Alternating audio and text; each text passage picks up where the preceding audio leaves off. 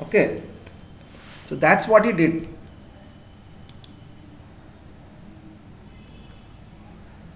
He said he's going to give people a strong nation where he would get employment for everybody.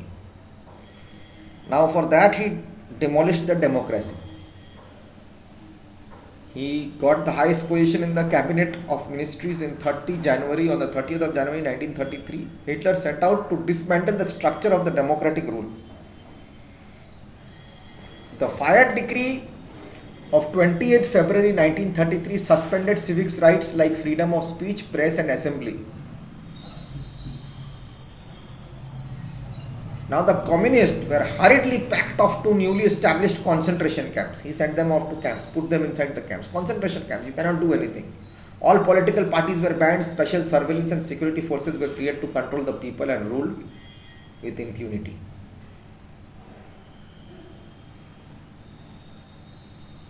Now the reconstruction, what was happening? Economics, the Hjalmar Schacht was given the responsibility of the economic recovery. This was to be done through a state-created economic program. Hitler pulled out of the League of Nations in 1933, reoccupied the Rhineland in 1936 and integrated Austria and Germany in 1938 under the slogan "One People, One Empire, One Leader."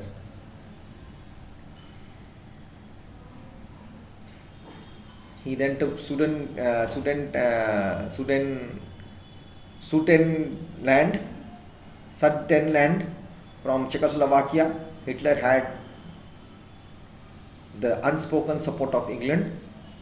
He did not stop here. He chose a war as a way out from the economic crisis. He wanted a war. Resources had to be gathered through an expansion of territory. September 1940, Germany invaded Poland also. This started a war with France and England. USA resisted involvement in the war, but when Japan extended its supports to Hitler and bombarded Pearl Harbor, the USA entered the war. Pearl Harbor was bombarded. There's a huge movie, you should see that movie, Pearl Harbor. Wonderful movie. You will come to know what actually happened. USA entered the war. The war ended in 1945 with Hitler's defeat and the US bombing of Hiroshima and Nagasaki in Japan.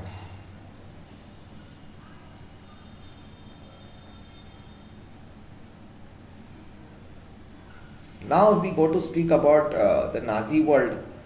According to the Nazi ideology, there was equality between people, but only racial hierarchy. The Nazis quickly began to implement their dream of creating an exclusive racial community of pure Germans by physically eliminating of all those who were considered undesirable. That is the main Nazi thing. They wanted to be only Germans. They wanted a society of pure and healthy Nordic Aryans, Jews, Gypsies, Black Russians, Poles, even certain Germans and abnormals were considered undesirable. Out of that, Jews were the main.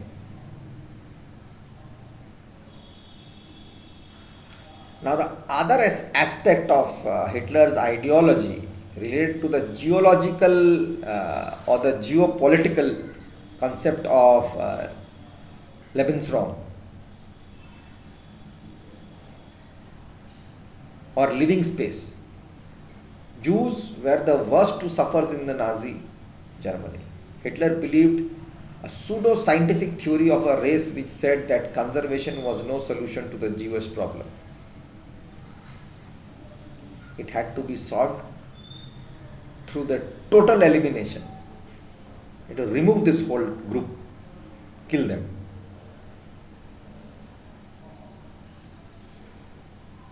Pseudo-scientific theories of a race. What is pseudo-scientific theories? Pseudo-scientific theories of a race. What does it actually mean?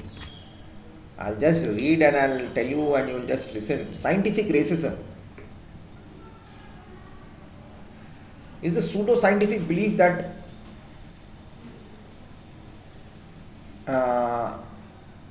empirical evidence which exists to support or justify a racism.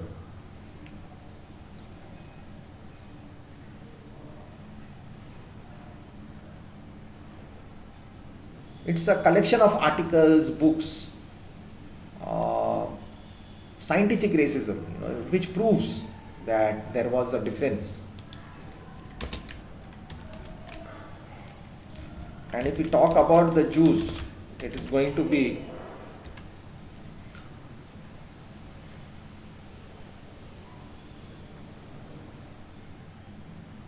now.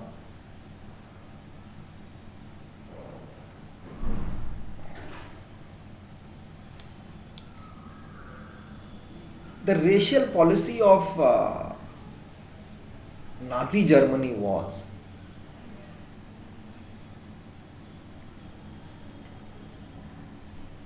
that they wanted the Aryan race. They were from the Aryans, a historical rare concept which in the late 19th century European Indo-European heritage as a racial grouping.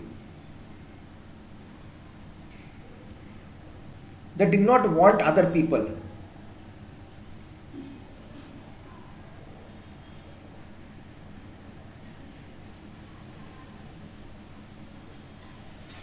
The Jews were not ethnic Germans. Who were the Jews? Jews or Jewish people are an ethno-religious group and a nation originating from Israel's.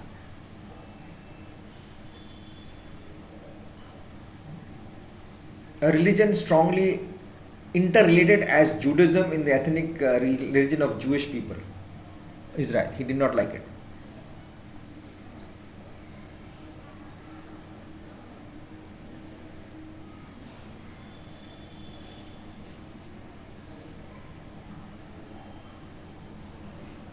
Now, Nazis graded humans on a scale of pure Aryans to non-Aryans.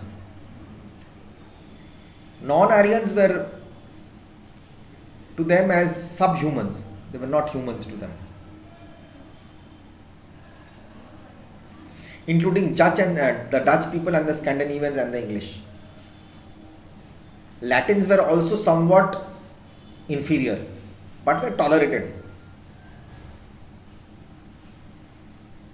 Now the Italians and the French were thought to have suitable admixture of German blood. Rest he did not like.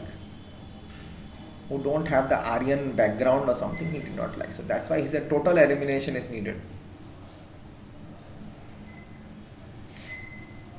From 1933 to 1938, the Nazis terrorized, pauperized and segregated the Jews, compelling them to leave the country. 1939 to 1945, amid at concentrating them in certain areas and then killing them in gas chambers in Poland, the Holocaust.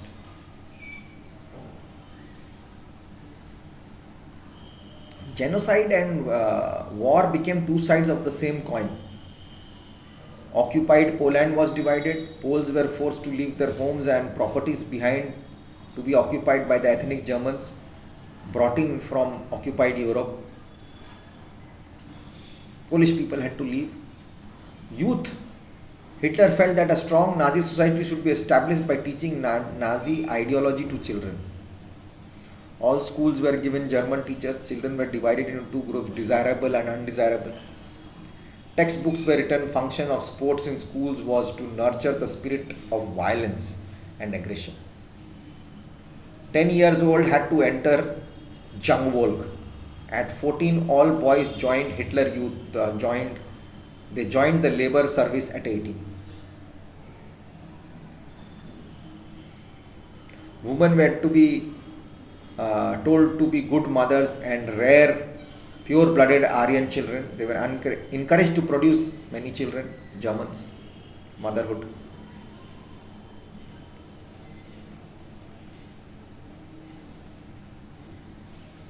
Propaganda was they spread against the Jews, films, pictures, radio, posters to spread the hatred about the Jews. Crime against humanity.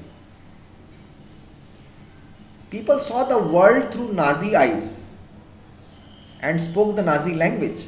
At times, even the Jews began to believe that the Nazi stereotypes about them. People were seeing the world through the Nazism eyes. They hated the world, humanity. Then comes the Holocaust, which was dangerous.